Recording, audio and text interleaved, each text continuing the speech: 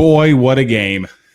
What a game. Overtime for your LSU Tigers. What a game.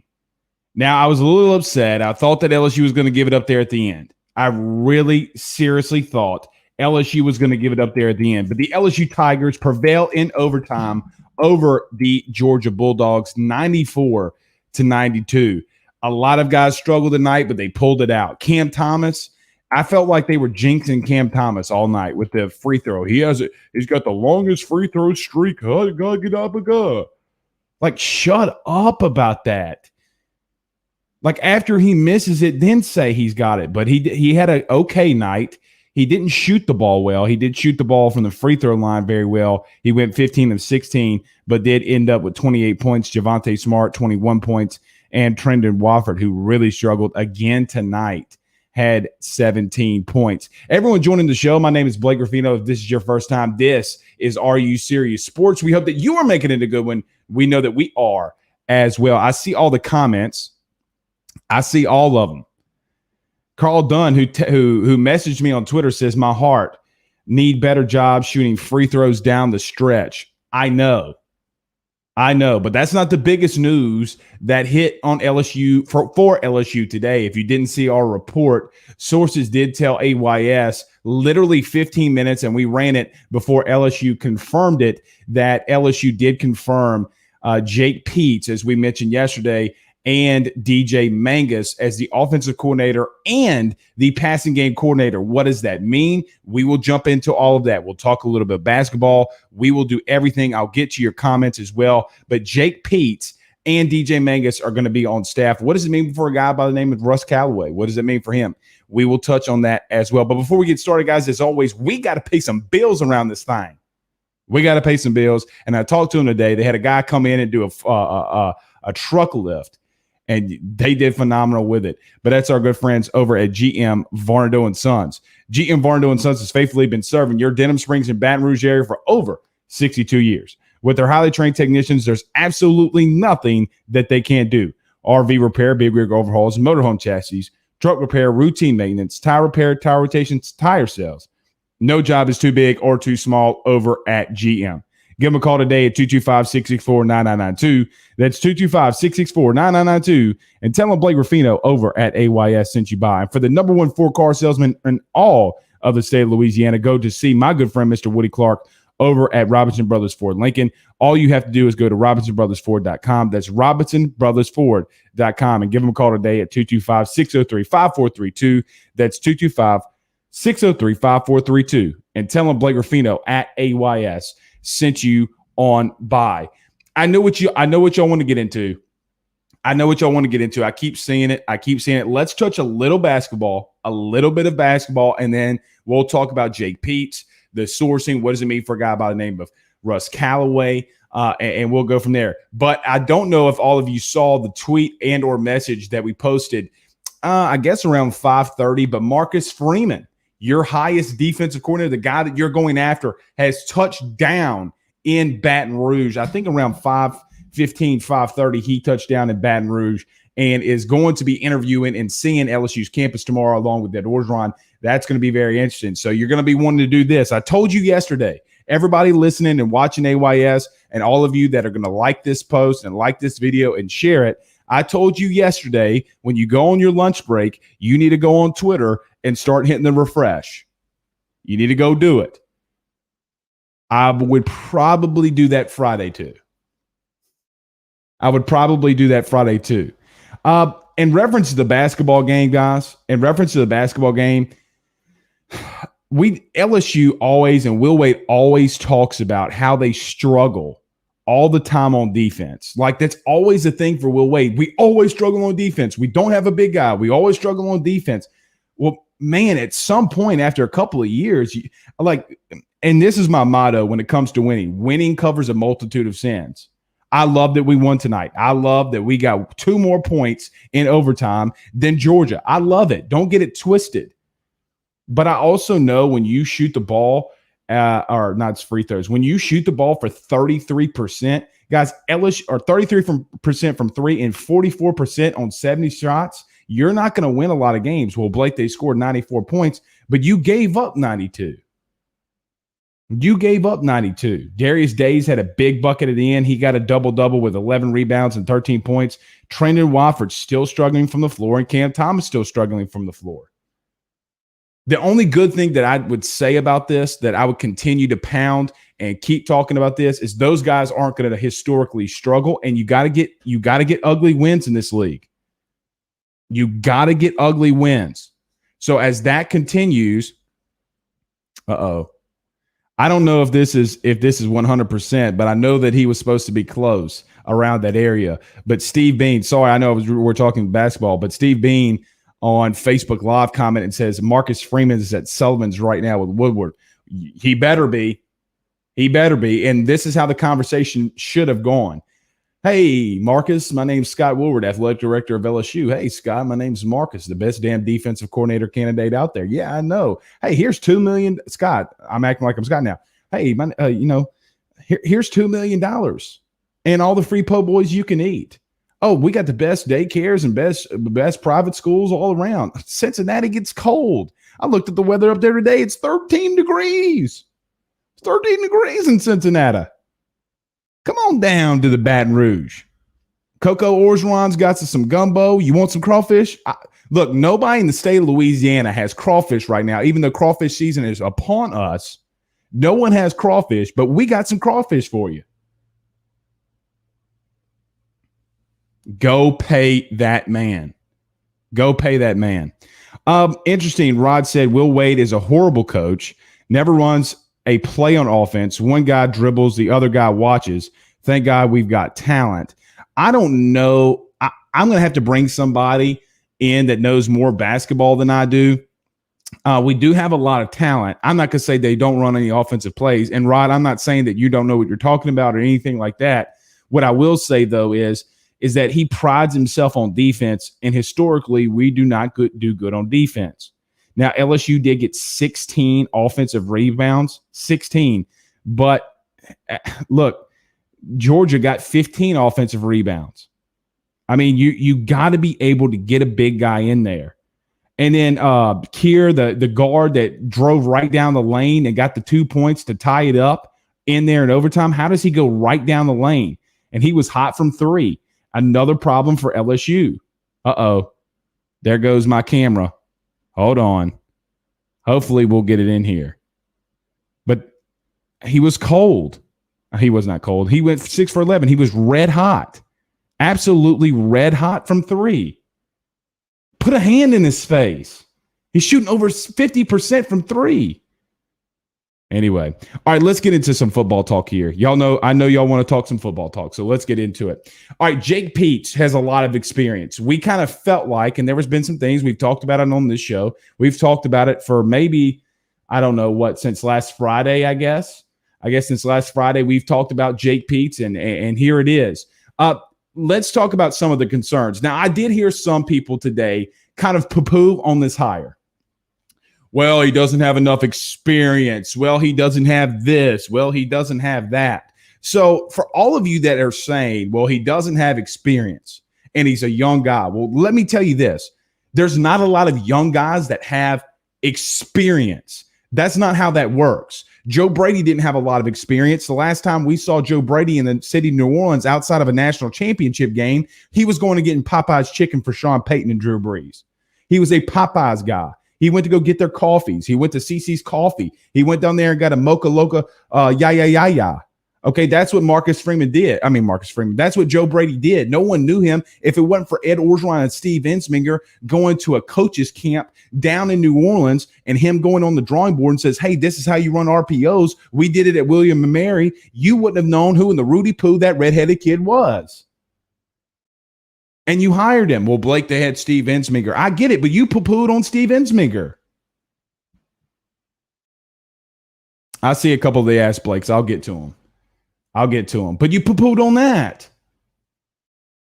So you're not going to be able to find guys like Steve Sarkisian and Lane Kiffin. Well, Blake, Alabama seems to get him, and I get that. But Ed Orgeron also had Lane Kiffin. People often forget about that. Well, Blake, he wasn't here. Lane Kiffin came out multiple times in multiple statements and multiple radio shows that if it wouldn't have been for Florida Atlantic to give him a head coaching job, he was on his way to Baton Rouge. I know that there's been a lot of talk of Steve Sarkisian who looking at real estate in Baton Rouge. He was actually, and he's went on the Dan Patrick show and told you, I was on my way to Baton Rouge and Florida Atlantic called me or called his agent. My agent called me. Same difference. So so Ed Orgeron's been able to go get guys. Now, has he made bad hires? Absolutely. Absolutely, he's made bad hires. Matt Canada, regardless if he's a good play caller or not, they couldn't gel. Apparently, Matt Canada likes throwing punches at head coaches, and he also likes getting slammed on his back on a bench when he's getting his ass beat by Troy, too.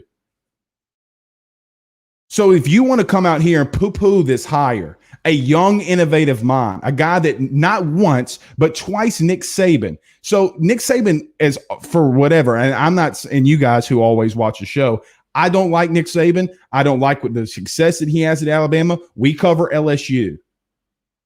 I don't like it any more than anybody else does. I don't.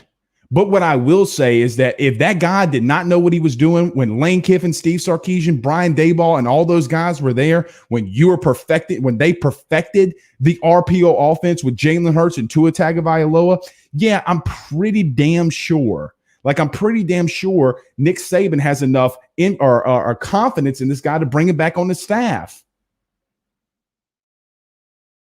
Derek Carr, an NFL quarterback for the Las Vegas Raiders, had his best season when the quarterback coach was who? Oh, Jake Peetz. Now let's flip over to DJ Mangas. DJ Mangas is the best friend and the guy that will be the best man in Joe Brady's wedding, DJ Mangas. The guy that literally, go back and watch any film of LSU's offense or LSU games in 2019. If I'm facing you right here, and my name is Joe Brady, to my left is Steve Ensminger and always was, and at that season always would have been. And to his right, it wasn't Mickey Joseph. It wasn't George Munoz, whose name's popping back up, along with Trev Falk as maybe some analyst or player personnel roles. It wasn't anybody else that was on that set. It wasn't James Craig that was sitting to the right of Joe Brady. Do you want to know who it was? Because you're going to take a wild guess. It was DJ Mangas, literally sitting to the right of him. And every time you saw Joe Brady after a touchdown, he's looking at who? He didn't look to the left at Steve Ensminger. He looked to the right to DJ Mangas. So you're going to continue to come out here, and I've saw some people today poo-poo on this hire before, because the truth is when you go out there and you don't even know what positions offensive linemen play, you're saying the right guard's actually playing left guard, the left guard's actually playing left tackle, and you have absolutely no idea what you're saying, and you want to go out there and say that this wasn't a good hire, kick rocks, big dog, because I am pumped up. Travis says, I think he's going to be a great hire in the long run. I do too. Craig Schilling said, Mocha Loco Yaya. I'm ordering that the next time I go to a coffee shop. We need to make an official coffee of AYS and call it the Mocha Loco Yaya. But that's what Joe Brady was doing in 2018 for Sean Payton. And he brought you a lot of success. And a guy that's been around from the West Coast to the East Coast to the deep down South where SEC football means everything. So no, I'm not going to poo-poo on this hire. Now you got to get to work. Here's the downfall. So I gave you a lot of the positives. A guy that has been around. He's been in NFL locker rooms. He's groomed guys. He's groomed literally guys that have had their best seasons. Blake Bortles at Jacksonville. Derek Carr. Obviously a pretty damn good quarterbacks coach. You have some really damn good talent that is coming in. Garrett Nussmeier knew Jake Peetz when they were at Alabama, and his son and his dad, Doug Nussmeier, was at Alabama. Walker Howard seems to be pretty okay with it too. Ed Orgeron got the guys that he wanted. Now, I know that I came out with the report today and I said sources. I don't know how comfortable I feel about DJ Mangas. If Joe Brady were to get a head coaching job, I don't know how comfortable I feel, but I feel damn comfortable that he signed that contract. All right, let's get to a couple of these comments. Preston says, ask Blake, this hire of Peetz Mangas set up Mangas to be a future OC? Hell yeah, it did. And everybody's asking me about Russ Callaway, so let's talk about Russ Callaway. I would not be shocked for 1 second if Russ Callaway is a tight ends coach. Would not be shocked 1 second. He's more than likely, from every source that I hear, he is going to get an on-field role. No one has told me otherwise. And, well, Blake, where's the position? Where can they go do that? You had a safeties coach. Now you have Corey Raymond that, hey, guess what? It's kind of funny. You had struggles with your secondary and guys couldn't communicate. Give it back to Corey Raymond. But here's the deciding factor in all of this. If Marcus Freeman is sitting with Scott Woodward at Sullivan's and they're eating a big old fat juicy steak or shrimp po' boy or gumbo, whatever, in the Rudy poo it is, if he wants to bring anybody in here, you allow him to do that. That's why you have not heard about Russ Callaway getting promoted to tight ends coach. If he wants to bring Blake Ruffino and AYS to coach defensive line, although it would be horrible, you allow that man to do that. I probably shouldn't have said that about myself, but you allow him to do it. Ryan Thibodeau says, ask Blake, will Slinger be an analyst or be in an analyst role to help Peetz and Mangas on play calling scenarios? That's going to be an interesting thing. That's going to be interesting. I've retired from an on-field role. He's not going to be on the field. And quite honestly, he don't want to be on the field. If you want to know the truth, I don't know if Steve Ensminger wants to necessarily coach. Hey, if I can go out there, watch film, and tell you what they're doing and make a couple $1 million, I'm going to do it. Hell yeah. If he wants to do it, let him come in and do it. Sam Bacon says, ask Blake, all the haters with this hire, sit down, young Bucks time. Well, you were old when you had no success on offense. You remember a guy by the name of Jerry Sullivan? I mean, Steve Ensminger showed you that he can adapt with Joe Brady. He's the exception. And then Scott Linehan. Old. They're going to get young and innovative. Though, outside of Tom Herman, who's probably and maybe going to get a look at Alabama, there's no and Ed Orgeron's not going to hire that guy because they were in contention for the LSU job. That's the only guy out there with big name notoriety on offense that you can go get. And you got to lock these down.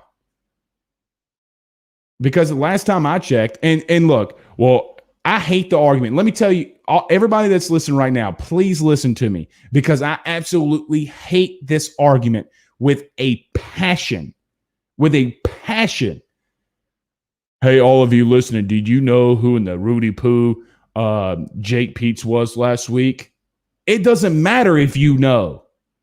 It doesn't give two damns if you know who Jake Peetz was, because you know who did know who he was? The Las Vegas Raiders, Derek Carr, who almost won an MVP if he didn't get hurt. You know who also knew? Nick Saban, because I know a source inside of Alabama staff who told me today that Jake Peetz might be one of the youngest, brightest minds that he's ever been around. And you're going to poo-poo on it. I don't get it. You bang on the table. You people bang on the table in reference to go get younger minds. Go get younger minds. Let's see. Darren says, as Blake, got to get better on defense, defending the perimeter to make many open looks. Overall, a good team win. Yeah, I agree with that. You're talking about basketball. I agree with that. I agree. I mean, I just hate that they're giving up 92 points a game. I mean, he's always talked about, Will Wade has always talked about my defense has struggled, and they constantly struggle. All right, I'm going to start getting down these comments. Let's scroll up a little bit. Let's see. Andrew says, as Blake, will Callaway be satisfied just being a tight ends coach? Went from being looked at for an OC to a passing game coordinator to nothing. Well, I wouldn't call it nothing. And I don't know. I mean, I really don't know if he will or not. I've never met the man, never talked to the man. I have no idea. But what I do know is LSU saying that he's going to have an on-field role. I do know that. So obviously they talked to him about something. Now, unless somebody comes and poaches him away, but other than that, I mean, look, this hire is going to make or break. Both of these hires is going to make or break Ed Orgeron. That's a part of the negative. But this is what I know. Every time Ed Orgeron's back has been against the wall, he has emerged like a phoenix. You didn't think I was going to say that, did you? But he emerged like a phoenix and came out here and did the right thing and got the right guys and the right players in position. Now you got to go lock down Marcus Freeman. Delvin says, did Freeman really land in BR today? Yes, he did. The plane landed. Yeah, he's here. Kyle McGee, what's up, Mr. Kyle? Dr. Kyle McGee. He says, love the show, Blake. You're awesome, my man. I appreciate that. Bundy says, Marcus Freeman, come on down. Let's talk a little bit about Marcus Freeman and what this deal is going to look like. Just some things that I'm hearing. Let's talk about that. And this is on me. This is on me, and I'll take it. So for some people who won't necessarily, what's the word I want to look for here? Say when they're wrong. Okay. I will do that right now. I said put a 1 in front of the current money that Marcus Freeman is making right now. I don't think that's going to do it, y'all. I don't think it's going to do it. When he got off that plane, here comes $2 million. Here comes $2 million. Right out the gate. Don't play around with him. Don't play around with him or his wife. If he's serious enough to bring his wife to these interviews, don't play around. Because when you start playing around, people start getting on planes and leaving. And what you don't need to do, and what doesn't need to happen, is you don't need to let that man get on a plane without him accepting the defensive coordinator role at LSU. I don't care about scheme anymore.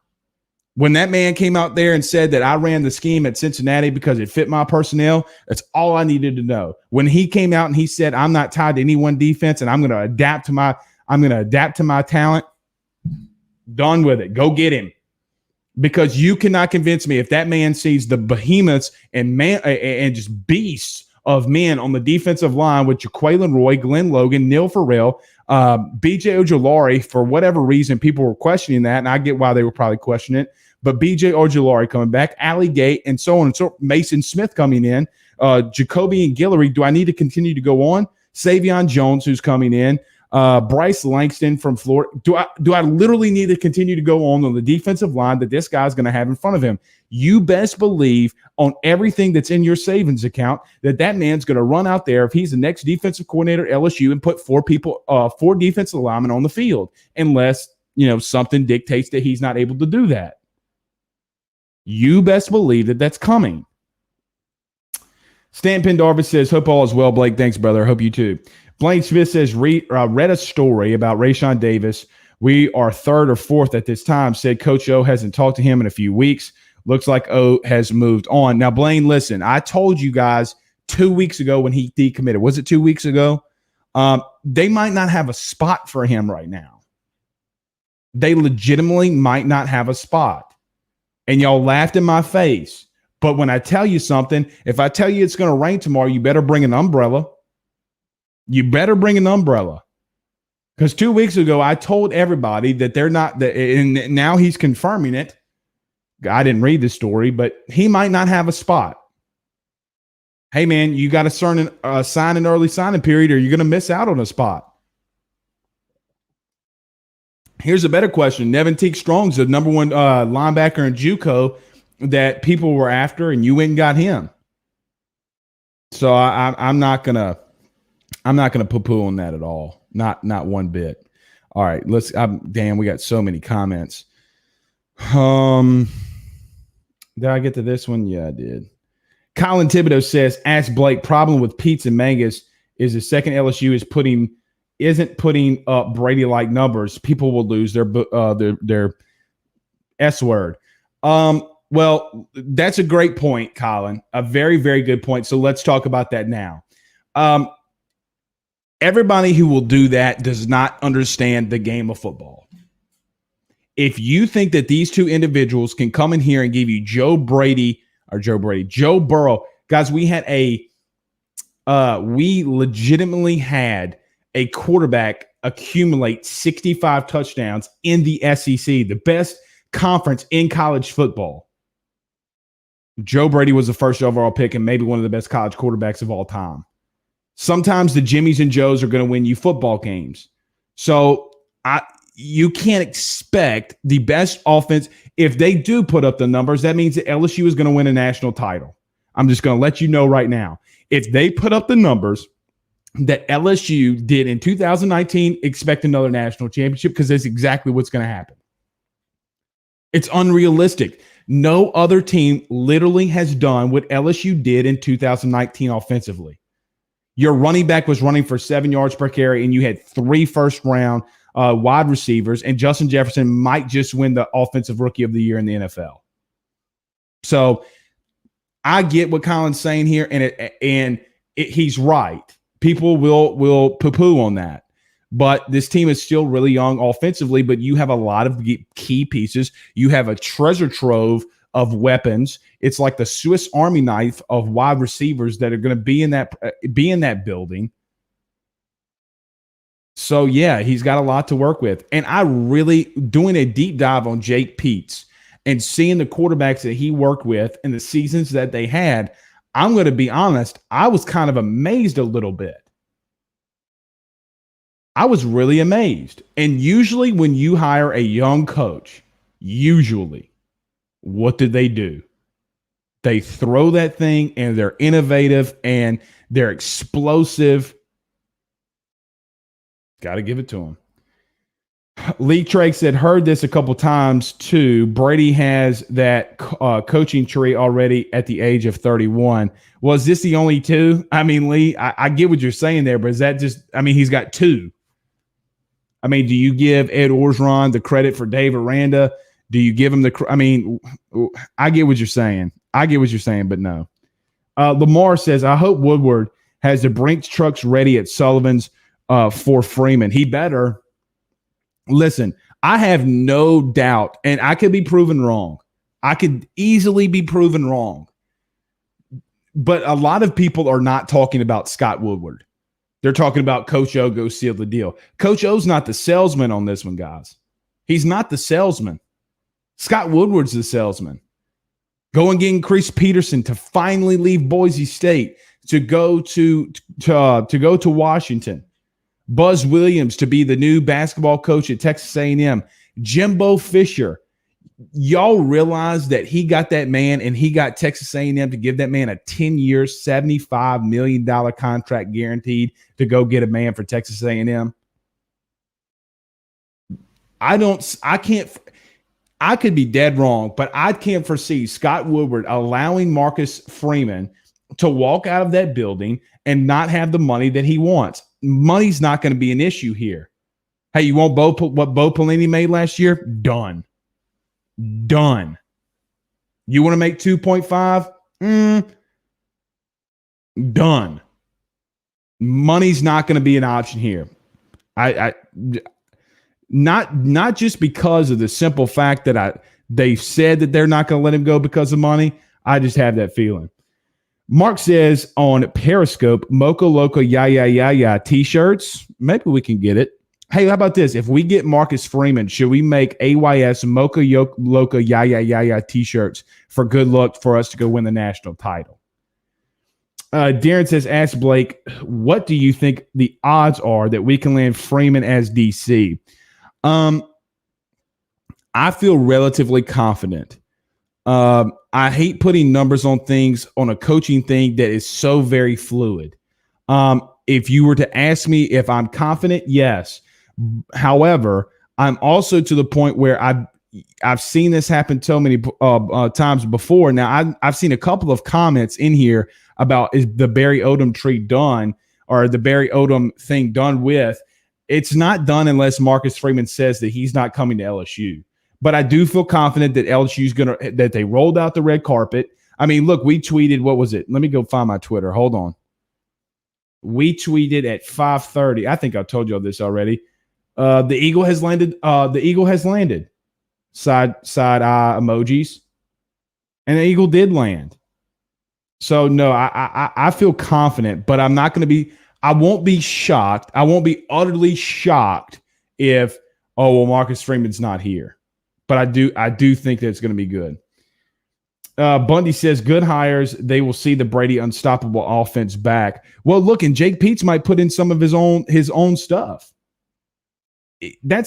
he's been to a lot of great offensive places that put up big numbers. Sam Bacon says Bo Davis headed to meet Lane Kiffin. Is he? Told you that was a wrong leak. Reginald Cormier says, ask Blake, is Bo Davis still in for D-line coach? Let me put it like this. He is not the lock for the defensive line coach. And I think that started when Marcus Freeman became the guy. They're going to, as much as Ed Orgeron's probably going to get poo-pooed on if he doesn't get Marcus Freeman, I don't know what else that he's going to be able to give him. Because you have pretty much 9 of 11 starters returning on defense. You're giving him the coaching hires on the defensive line. The only one that you have to retain is Corey Raymond. I'm pretty sure that he will do linebackers, and if there's somebody else that he wants out there, he's going to bring them in. The only one that he has to retain on the defensive side of the football is Corey Raymond, who, by the way, might be one of the better, if not the best, defensive back coach in the country. So I'm pretty sure he's going to be okay with that one. Pretty sure he's going to be okay. So we'll have to see. But there's nothing that they're not going to do. And there's nothing that they shouldn't do. Go get that man. Go get him. So, yes, I do feel that it's going to be okay.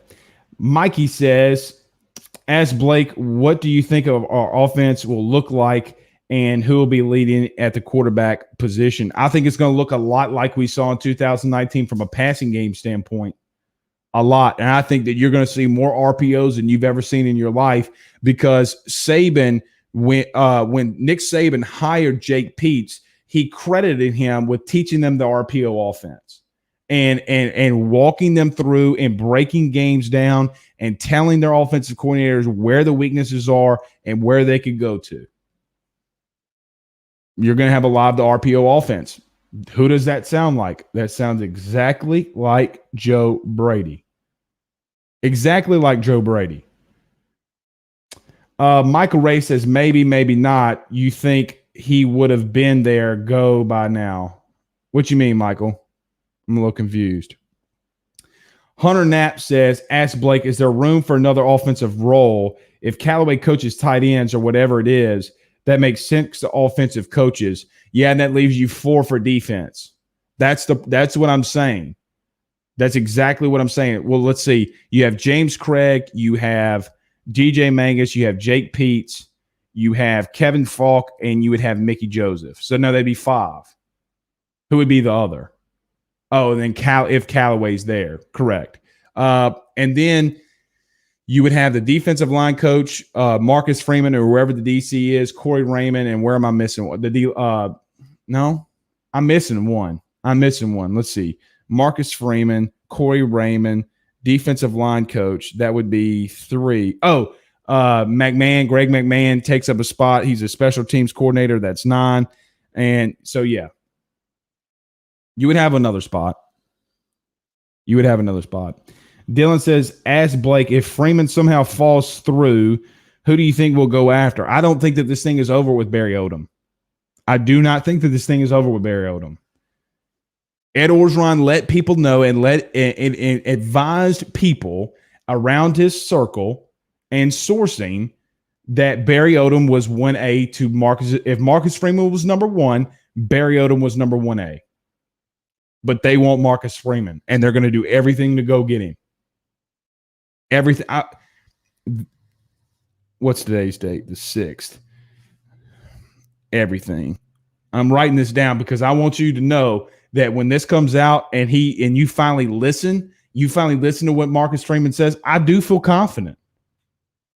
But there's no reason for me not to, unless the only reason why Marcus Freeman will not be on the LSU sidelines next season if he's got a head coaching job somewhere else. They're not going to be outbid by Notre Dame. They're not going to be outbid by Auburn.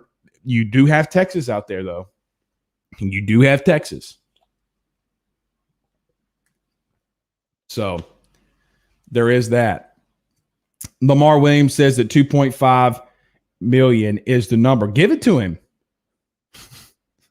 Go give it to him. Hey, and you know what's crazy about this, Lamar? I saw somebody today post who says he's an insider at LSU, said that, well, you're paying Bo Pelini $5 million to stay away. Well, actually, you're not. Actually, you're paying him, I think $1.5 million of his buyout instead of the other $5 million. He worked with you. He didn't want to be here. And look, a lot of people didn't want him here either. So you're not paying him the extra $5 million. Hey, you got if it's 2.5, you got 2 years of Marcus Freeman. And as good as that guy is, you're only going to have probably a max of 2 years with Marcus Freeman any damn way before somebody comes to call in and says, hey, you know what? We want you to be our next head coach. Kevin says, love the show. Watch every night. Thanks, Kevin. I appreciate that, man. I appreciate that. Nick says, show me the Freeman. Yeah, show me the money. That's for damn sure.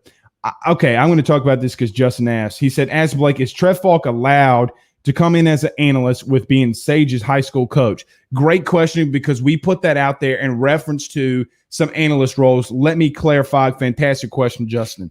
I was told that LSU has contacted the SEC and also has contacted the NCAA in reference to Trev Falk. It would not be an analyst like you would think of a George Munoz, whose name has also come up in the role that he possibly would get. And that's another thing. If George Munoz is coming back for an offensive role, that means they kind of solidified probably this thing with Russ Callaway. So if George Munoz pops and you hear him come back as an analyst, which I think you will hear Callaway's name get mentioned for position coach before you would hear George Munoz. I don't know how they're going to structure that. That's neither here nor there. But if you do, just correlate the two. Trev Falk, they have contacted them and possibly a player personnel role. That's what I was told. It's a loophole that they're looking for Trev Falk. And hey, man,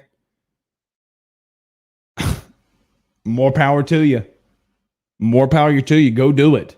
So, Justin, I appreciate the question, but I'm going to go out here and tell you what I heard today when we ran the Trev Falk story here was the simple fact that they think that they can work through this loophole. And if they can't, then he won't be here. Because I do not think that Marcus Freeman will allow Trev Falk to be the linebackers coach. That's not going to happen. He's not going to be on an on-field role. Trip Block asked Blake, when will we know something about Freeman? I would say that all you need to refresh your phones Friday. Keep refreshing them. Go on Twitter, go on Facebook, hit the notification button. Make sure you're alerted, especially on AYS, because we'll report it. Just go hit that alert button. Wade Stanton says on Facebook Live, who knew who Joe Brady was? You know what's funny about this, Wade? Ed Orgeron did. Ed Orgeron never gets the look. I have been critical of Ed Orgeron. I have sung his praises at times that I thought they needed to be sung. And I've bashed Ed Orgeron at times where, like I mentioned. So this is just coming from what I believe and how I'm going to just really my opinion on this. Ed Orgeron did. You can't look. Everybody has to give Ed Orgeron this. He brought you Joe Brady. He brought you Joe Burrow. He brought you Clyde Edwards-Helaire when nobody wanted him. By the way, he brought you Lloyd Cushenberry, who Vic Fangio, the head coach of Denver Broncos today, said he was the most improved player that he had seen make a leap from a rookie year from day one to the end of the season. He brought you Jamar Chase when Florida was after him. He got the number one receiver in Terrace Marshall that year. He got you Austin Deculus out of Texas.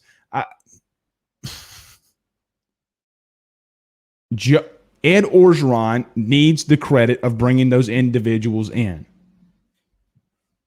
Regardless of what they did. He is the head coach. He does that. Mark says, nice plugging in the Rudy Poo, and it doesn't matter. Okay. Mickey Joseph. Yeah, I think I might have missed Mickey Joseph earlier. Blaine Smith says, Blake, you spit that fire. That defensive line is going to run through a wall for you. Blake for the D-line coach. I don't know about that. I was making a joke. I was completely making a joke. I can't be the D-line coach. Let's see. Mickey says, ask Blake, if Tennessee ends up firing Tennessee, I think let's just read this. If Tennessee ends up firing Jeremy Pruitt, should we go after him? No. I mean, because I think that he's in hot water. Blake Quibido says OC and passing coordinator pay. I don't know that yet, Blake. That's a good question. I don't know that. A lot of that probably still is going to have to go through the board of supervisors, and until the board of supervisors approves it, we're not going to get that. I did hear it's going to be close to $1.5 million for Jake Peetz and $900,000 for DJ Mangas. You know what's funny? That's damn near identical to what Steve Ensminger was making. It's almost damn near identical to what Joe Brady was making and what Scott Linehan was making. Holden Lee says, "As Blake, I'm assuming Derek Mason as a last resort. Haven't heard his name." Holden, usually when you see agents pushing out their guys like Derek Mason, I love LSU. As soon as they came out with an article about Derek Mason, it was over. If we're getting to Derek Mason, he's going to be down the list. But there's a couple of people who's talked about Auburn is closing in on Derek Mason. Texas has looked at Derek Mason. So he's got some suitors, but I don't think that LSU is going to be. So we talk about Marcus Freeman and Auburn. If they're going after Derek Mason and they get Derek Mason, I think Derek Mason's a really good guy personally. Personally, I really like Derek Mason as an individual and a guy. That kind of puts Auburn out. So Marcus Freeman's not about to have any big name choices outside of LSU, Notre Dame, and maybe Texas. Unless Texas pops off with somebody. So I don't know. Ty says, ask Blake, what position group benefits most from the offensive coordinator, passing game coordinator hires? Ty, that's a fantastic question. I think quarterbacks. I think,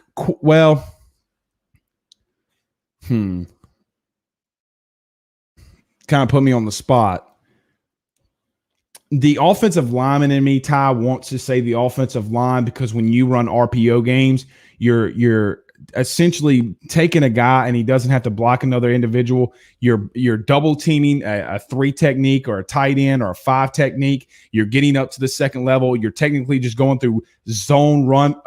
Fantastic hire, by the way, for an offensive line standpoint.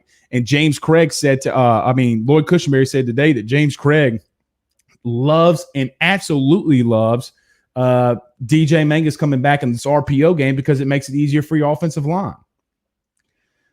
With the offensive struggles on the O-line play, something tells me that the RPO game will help them out a lot, especially with a lot of experience.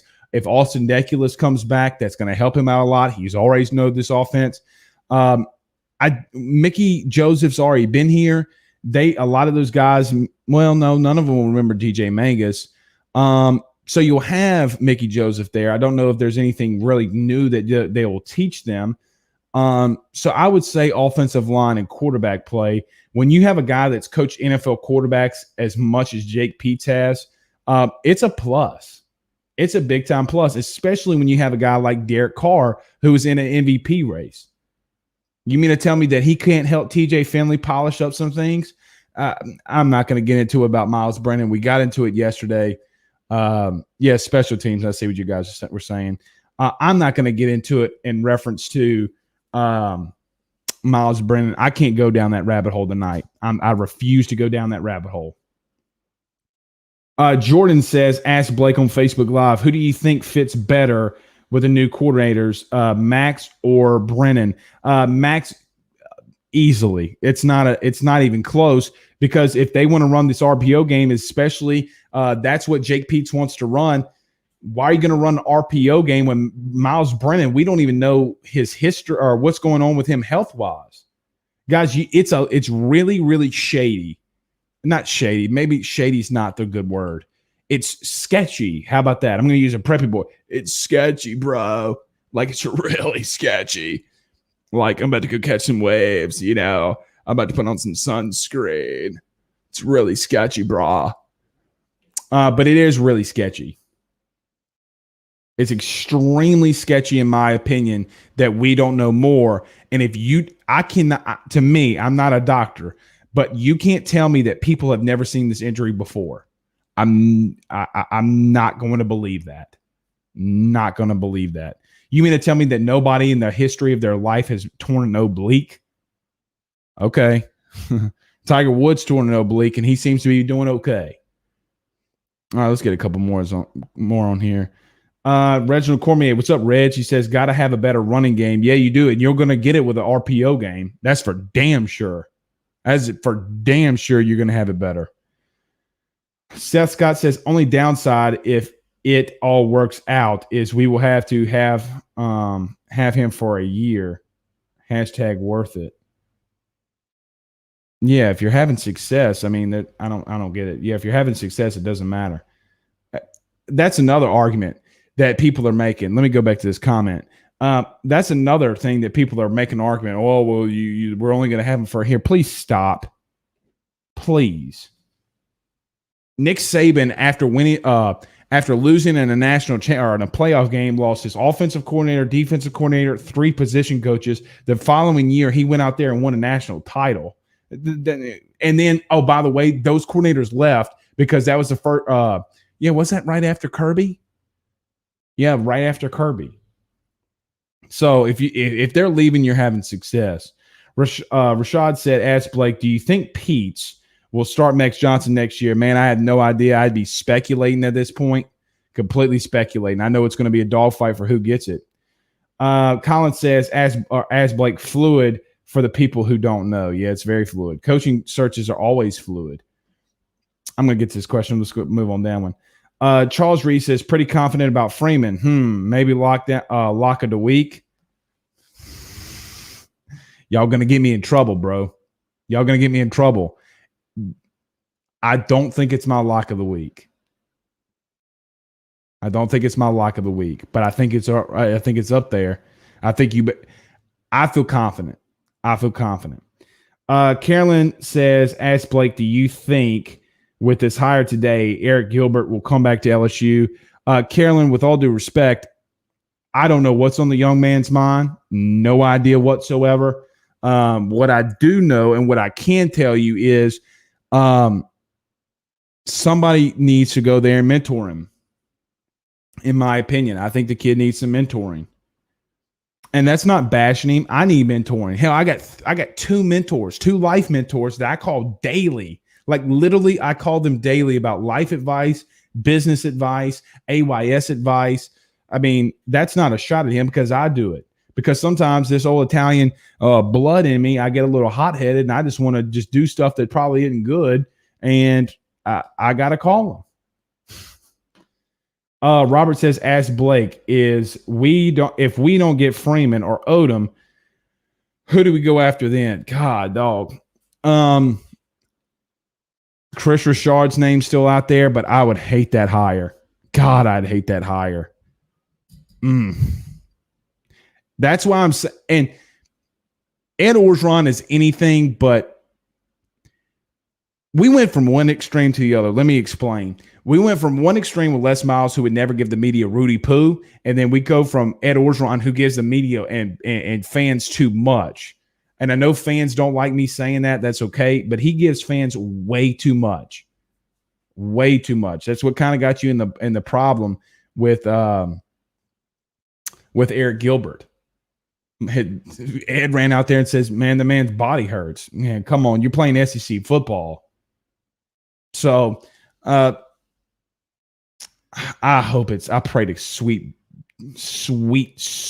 baby Jesus that Chris Richard, please no. I don't like that hire. Give me Marcus. At this point, look, the Eagle has landed, and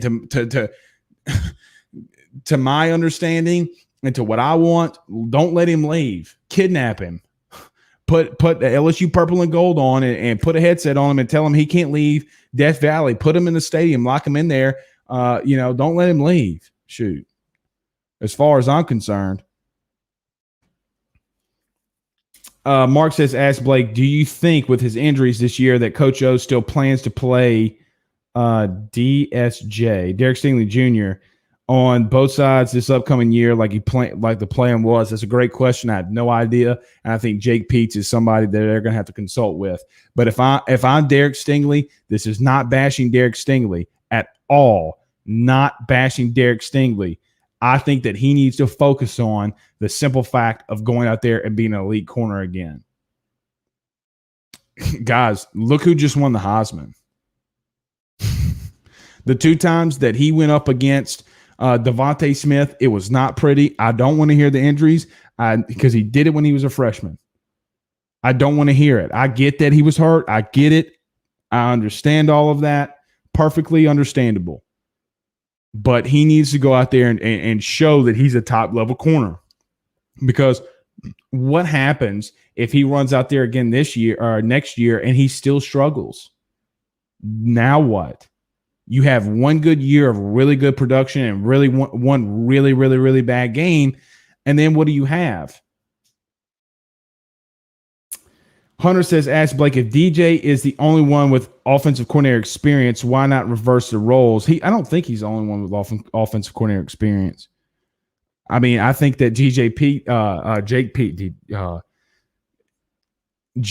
Peetz called some plays before. You got to do a deep dive. I think he called plays in middle school.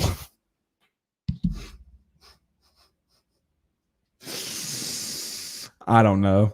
Because hey, you know what's crazy about that? Joe Brady's best friend is DJ Mangas, and he said give it to Jake Peetz. You see what I'm saying? I mean, look, there's a reason they gave it to him. Pels up by 2. Man, I can't get in basketball season right now. I'm not going to talk about the Pels until the end of this football coaching search is over with. Not going to do it. I love them. I watch them. I saw that they lost the other night, and Zion had a big shot at the end, and then they missed it. But whatever. Ty asked Blake, what position group we got to that one. Why are these comments just jumping all around the place? No idea why they're jumping all around the place. Oh, well. Well, let's just get to the bottom. We'll get to some of these. Seth says on Periscope, ask Blake, I really think John Emmer Jr. is going to thrive next year. Reggie Bush type back. He's going to have to do something. Look, he hasn't lived up to that 5-star talent yet. The question is, does the RPO game help him? I think it could easily help him. And you got a lot of good backs that are going to be in that room. What happens with Trey Bradford, I don't know yet, but you're going to have a lot of good running backs in that room. James Washington says, ask Blake, so how many quarterbacks do we have that aren't hurt and can play? Quarterbacks, we'll see you have Max Johnson who could go right now. You have TJ Finley that could go right now. You have Garrett Nussmeier that could go right now. I mean, relatively speaking. Garrett Nussmeier got hurt there at the end, but he'll be okay. Ryan Thibodeau says Freeman or bust. I agree. I agree with you. I mean, that's not – and look, you know what's crazy about that, Ryan? That's not you just saying that, right? Like Ed Orgeron trucked out there and completely said, 100% said that this is my guy and we got to go get him. Not me saying it. All right, we're about almost an hour in. Let's do about 5 more minutes and we'll get on out of here. One more thing. Oh, Seth got it. Seth says, ask Blake, with 9 or 10 wins is reasonable next year. Building championship culture and program is key first. I think that LSU can easily get back to 9 or 10 wins next season. Easily. Not just on the coaching hires, but strictly based on the talent that they're bringing back. Like, that's not a problem for me. I'm not worried about that at all. At all. Not even a concern for me at all. Chris Barnhill says, ask Blake, Les straight up lied to us week after week. Yeah, he did. He told you he was going to go out there with a new offense. One thing you got to give Ed Orgeron, again, I mentioned this earlier. He's not going to lie. I mean, maybe does he stretch the truth a little bit? Sometimes, yes. Does he maybe fib a little bit on some stuff? Yes. To protect some things? Yes. And I think we all understand that. But as close as he's going to tell you the truth, as close as he can tell you the truth, he's going to tell you. There's no question about that. And you got to give him credit. You got to give him credit. Marvin Mackey says he ate him up. I think you're talking about Devontae Smith against Derek Stingley Jr. Yeah, he got ate up. Ryan Williams says everybody has called plays on Madden. That's true. That's true. I'm a brilliant offensive mind on Madden. Brilliant. Run the spread, run some RPOs, get Lamar Jackson or oh my God, why is his name slipping me? Patrick Mahomes in that thing, and I just go to town. But I do have some really good offenses. But I take Lamar Jackson and I run him around. I get those backs, man. It's unstoppable at times. God, I miss Madden. I got to get a PS5, y'all. I got to get a PS5. Let's see. Darren says, Mark, been wondering that myself. What did Mark say? Mark said, ask Blake, what happened to Devontae Lee? Is he still switched to linebacker or is he going back to receiver? He's actually going back to went back to tight end. He put on number 16 and was working out with receivers, tight ends. That's where he's been. So he's got to be patient. He can be patient. He's going to see the field. He's too talented not to see the field. He's going to be okay. He's just give him time. Just give him time. He's going to be all right. He's going to be all right. He's a more athletic Jacoby Stevens. I would have put him on the defensive side of the ball. And if Marcus Freeman comes in, and I hope he goes on the defensive side of the football because you can use him as a box safety and let him cover the flat and just light people up. He did that a lot in high school. That kid was so rangy. David says on Facebook Live, we get Freeman, I think we beat Bama next year. Let's not go that far. Let's beat UCLA first. But I think that we are starting to go back in the right direction. If you get the two coaching hires that you wanted in the first place, hey, let's go. It's time to go. Go get some offensive analysts. Go get the position coaches. Let Marcus Freeman do what he does, and let's get after it. But Mark says, go fund me for Blake for a PS5. Hell, you know what? I'm about to give you all $100. By the way, I forgot to do it again. I'm going to have to make a note on my computer here. By the way, we're doing a $100 gift card giveaway. Go to RU Serious Sports on YouTube after the show and go subscribe. And the biggest question, it does not charge you to go subscribe on YouTube. All you got to get subscribed. You get the notifications. It's all you got to do. The biggest question I've had really outside of LSU and Coach Church is, Blake, I'm sorry, man. I just didn't want to subscribe because I didn't want to pay for it. Dog, it's free. Mickey said, damn, skip my question. I just saw the GoFundMe for the PS5. Look, if somebody's going to start a GoFundMe for a PS5, the question is going to come right up. Sorry, Mickey. All right, a couple more. We'll get on out of here. Who hit the mad button? Whoever hit that, Adam LeBlanc. Adam LeBlanc hit that mad button. What you mad about, dog? What you mad about? Mickey says, ask Blake, stupid question, but do you think Freeman can get Jabril Cox back one more year if he's gone? No, Jabril Cox left. Jabril Cox is going to the NFL. He declared for the draft a couple days ago. Yep, he declared for the draft. Michael Gagliano, what's up, Gags? Been a while, brother. He says, LSU, huge win. Cameron is a stud. Yeah, he's a stud. He is really good. He's got to get better with connecting from the field. Let's see. Did I put that down? No, here it is.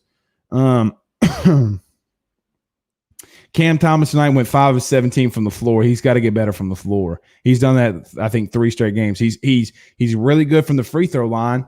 Really, really good from the free throw line. But he's got to get better from the field. All right, a couple more. We're getting out of here. Y'all just keep coming with the questions. I love answering them. Lamar says we most definitely will beat Bama. They're starting next year where we was the year before personally. Okay. I mean, look, I'm just not going to go that far. I want to see the team before I start saying that they're going to beat a team that's in a national championship. I hope. Look, let's not get this twisted. Please, God, let's not get this twisted. I hope they beat the dog snot out of Alabama. I hope they lay the smack it down on Alabama. I hope they lay the smack down on Alabama.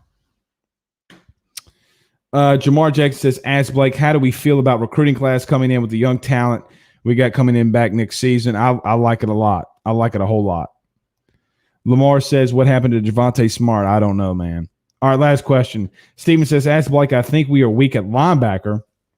So is there talk of anyone else out there that we can recruit to immediately make an impact? Immediately to make an impact? When I think of a freshman coming in to immediately make an impact, you got to be like transcendent. And at a linebacker position, that doesn't happen often. I do think that Navontique Strong, the number one linebacker out of Mississippi, the JUCO guy. I think he's a day one guy that can come in and play. I really, really do. All right, guys, my name is Blake Ruffino. This is Are You Serious Sports? Like I just mentioned just a second ago, when we get off, go to YouTube, subscribe. We're doing a $100 gift card giveaway. We will be telling you what that gift card is going to be in just a couple days, but don't forget to do that. And as always, guys, we love to see you tomorrow. We'll be having Zach Pearson, former LSU Zach Pearson, on the show. Y'all have a good night, and watch out for Marcus Freeman news. Peace out, guys.